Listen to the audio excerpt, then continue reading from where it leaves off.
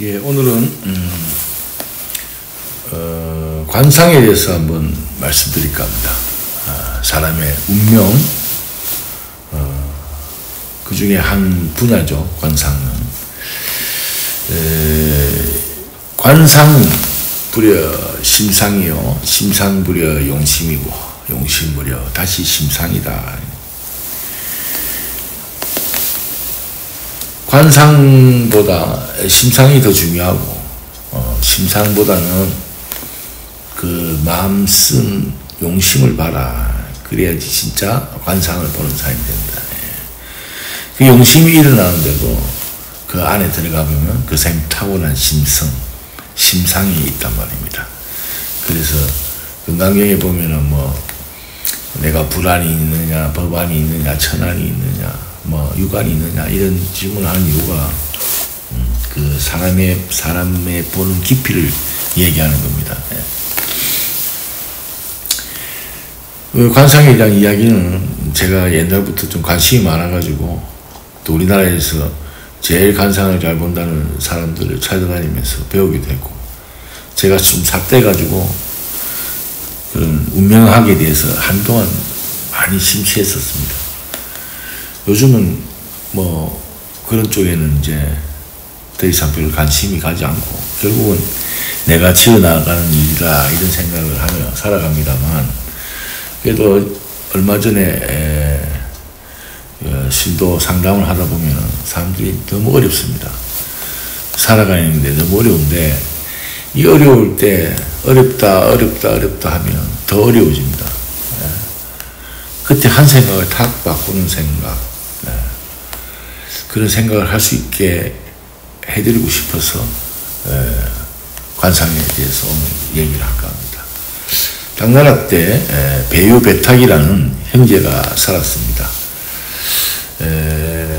형제는 어릴 때 조실 부모하고, 어릴 때 부모님이 일찍 돌아가셔가지고 친척이 친가 쪽에 없어가지고 외가 쪽에 외삼촌 밑에서 자라게 됩니다. 그렇게 어릴 때 외삼촌 밑에서 자라고 있을 때 외삼촌과 알고 지내던 지인 중에 일행이라는 스님이 있었는데, 그 스님이 우연히 그 집에 들리게 됩니다. 그 집에 들려서 그 아이들을 보니까 관상이 너무 안 좋은 거라. 그래서 외삼촌을 불러서 얘기를 합니다. 저 아이들을 당장 내보내는 게 좋겠다. 저 아이들은 거지가 될 상이다. 사람은 운명대로 사는 거기 때문에 거지가 될 사람은 거지가 될 수밖에 없다. 그러니까 마음에 그런 아쉬움이란 안타까움을 버리고 내보내라고 이렇게 냉정하게 얘기를 합니다. 그 얘기를 형님인 배우가 우연히 듣게 됩니다. 그때 나이가 15세, 16세쯤 된 건데, 마음이 아직까지 순수할 때죠. 순수한 나이에 그 얘기를 들으니 어마어마하게 절망감이 느껴졌을 겁니다. 그래서 동생을 불러가지고, 우리가 외삼촌 집에 있으면 외삼촌까지도 안 좋아진다고 하니까 우리 나가자, 이래가지고 외삼촌의 만류에도 불구하고 둘이 나가서 저 떨어진 마을로 가서 거기서 생활하다 보니까 진짜 그 말 그대로 거지가 됐습니다. 하루는 저 집에서 얻어먹고, 하루는 저기서 자고, 하루는 또 저기서 얻어먹고, 이렇게 거진 생활을 하던 배우배탁은 하루는 앉아서 의논을 합니다. 우리가 이렇게 살면 돌아가신 우리 부모님이 얼마나 마음이 아프겠느냐. 우리 한번 다르게 살아보자. 어떻게 하면 좋겠습니까? 할 수 있는 게 없으니까, 가진 재산도 없으니까 산에 가서 나무를 해가지고 숯을 만들어 팔자, 이렇게 의논을 합니다. 그래서 진짜 배탁 형제는 산에 들어가서 그 당시에 벌목하는 것은 이렇게 중요하지 않았던 것 같습니다. 법적으로 제재가 없었던 것 같아요. 그래서 산에서 나무를 해가지고 숯을 구워서 장에다 팔고, 그 돈으로 생필품을 마련해서 산에서 책도 보고 무술도 단련하고 그렇게 생활합니다. 그러다가 어느덧 시간이 좀 지나니까 이제 숯을 잘 굽는 형제가 됐습니다. 그러다 보니까 경제적으로도 약간의 여유는 생기고, 그 수술 굽고 팔다 남은 거는 마을에 또 어려운 사람들에게 무상으로 나눠주고, 그렇게 살아갔습니다. 그러니까 마을 사람들이 아주 형제들이 참 착하구나, 저렇게 어려운데도 나무 덮고 사는구나 이러니까 입에서 입을 옮겨가지고 어느 날 외삼촌의 기회까지 들어가게 됩니다. 이 외삼촌이 그 형제를 찾아와서 너희들이 그래도 거린의 생활을 하지 않고 이렇게 어렵지만 공부도 하고 또 남을 돕고 살기도 하는구나. 내 삼촌 집에 가서 내가 식사라도 대접해주고 싶구나. 그래서 이제 형제들을 데리고 집으로 가게 됩니다. 마침 집에 들렀는데 일행 스님이 마침 다시 마주치게 됩니다. 시간이 거의 10년 이상이 흘렀죠. 그래서 이제 장성한 그 형제들을 보더니 일행 스님이 깜짝 놀랍니다.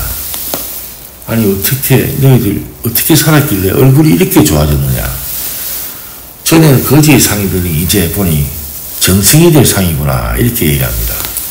그러니까 형제들이 아니 스님 예전에는 그렇게 거지의 상이라더니 우리 보고 왜 갑자기 정승의 상을 하십니까? 그러니까 아니다. 너희들 분명히 무슨 일이 있었을 것이다.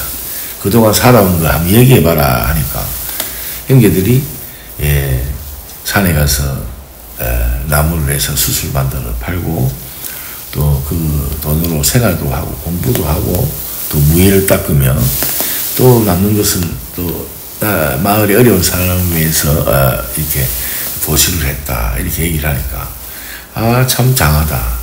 너희들이 그래서 그런 마음을 해서 타인에 대한 동정과 배려를 할 수 있는 자비심을 냈기 때문에 너희들의 얼굴상이 바뀌었구나 이렇게 얘기를 합니다.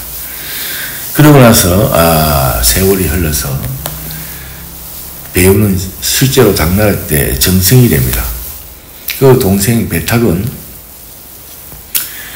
높은 자리까지 올라갔지만은 자기는 오히려 더 속세의 출세보다는 이 공덕에 대한 그런 깊은 생각을 했는지 다시 내려와서 황하의 뱃사공으로 살며 사람들을 강을 건너게 해주면서 복을 짓다가 갔다고 합니다. 이 이야기에는 인간이 살아가면서 잘 사는 방법을 잘 표현해 놨습니다. 내 주위에도 그렇고 동서고금을 떠나서 모든 사람들이 잘 되는 데 있어서는 사람을 통한 복이다 말입니다. 아무리 좋은 풍수가 아무리 좋다 뒤에 자천용 500호로 산이 자리 잡고 앞에 강이 흘러서 복이 들어오는 터라 하더라도 저 무인도에 있다면 그게 과연 그런 효과가 있을까 싶습니다. 결국 사람은 이 사람 사이에서 복이 옵니다. 저는 어린 시절부터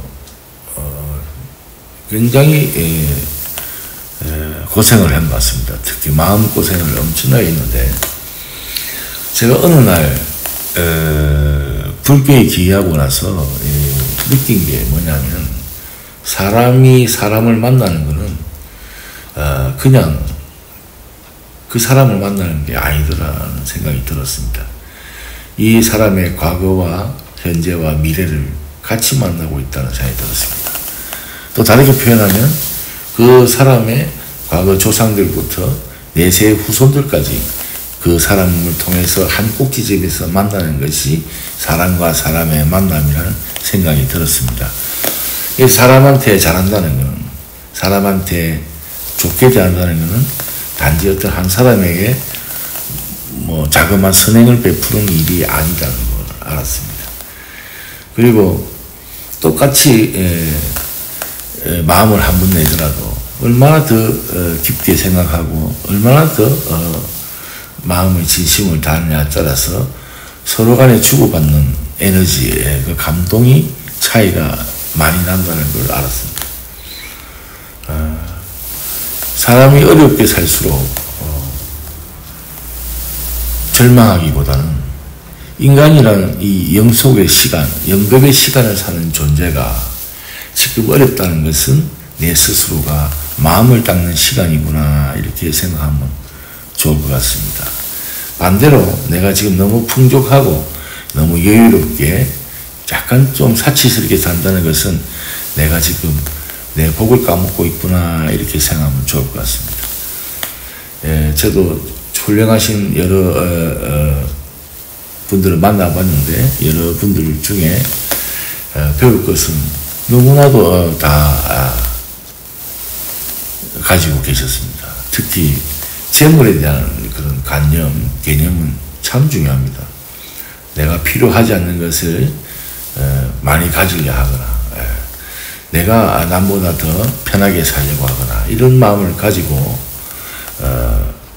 소위 성공했다는 사람은 보기 드뭅니다. 여러분들도 살면서 조금은 더 검소하게 조금은 더 전략해서 오히려 나보다 어렵게 사는 사람, 나보다 더 필요한 사람에게 나눠줄 수 있는 사람, 그런 사람이 된다면 이 세상이 어떻겠습니까? 얼마나 아름다워지겠습니까? 불교에서 말하는 불국토라는 것은 그런 겁니다. 저는 그렇게 생각합니다. 요즘에 보면 TV나 이런 매스컴을 통해서 자기가 똑똑하다고 막 이렇게 얘기하는 그런 사람들이 많습니다만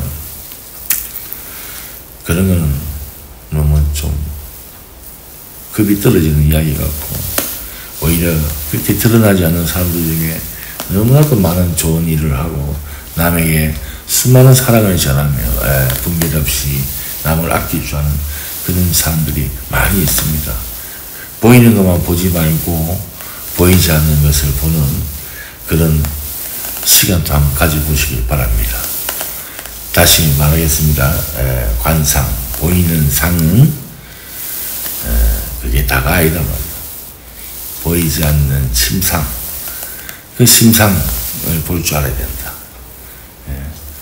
가짜보다는 진짜를 볼 수 있는 그런 눈을 가진 그런 지혜로운 사람들이 되기를 기원합니다. 저도 그렇게 되려고 노력하겠습니다.